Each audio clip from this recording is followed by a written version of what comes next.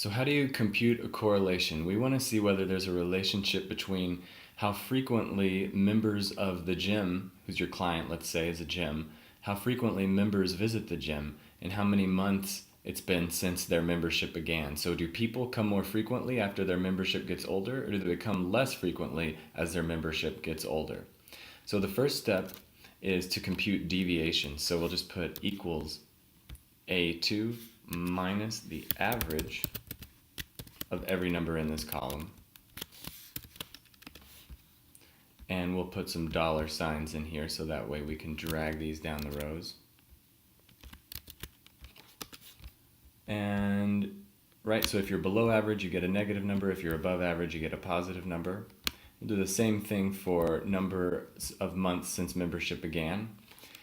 And what I want you to notice is if these two numbers are both negative, we're going to get a positive number because we're going to end up multiplying each of these together. So if those are both negative, we get a positive number. If they're both positive, we get a positive number. And if one is negative and one is positive, we'll get a negative number. And that's the cross products. So we just simply take this times this. And so we should get positive numbers whenever the signs match and negative numbers when they don't match. So already we can see if most of the signs match, we're going to have a positive correlation. And if most of the signs mismatch, we're going to have a negative correlation.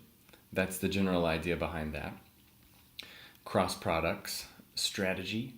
And then we've done most of the work for the first half of the computation of R. So when we compute R, we're going to end up with a fraction, and on the top will be the relation representing the relationship between the two variables and the variation that is shared between those two variables. And on the bottom part of the fraction, it's a number that represents the variation within each of these variables. And we'll do that variation within each of these those variables in the next video.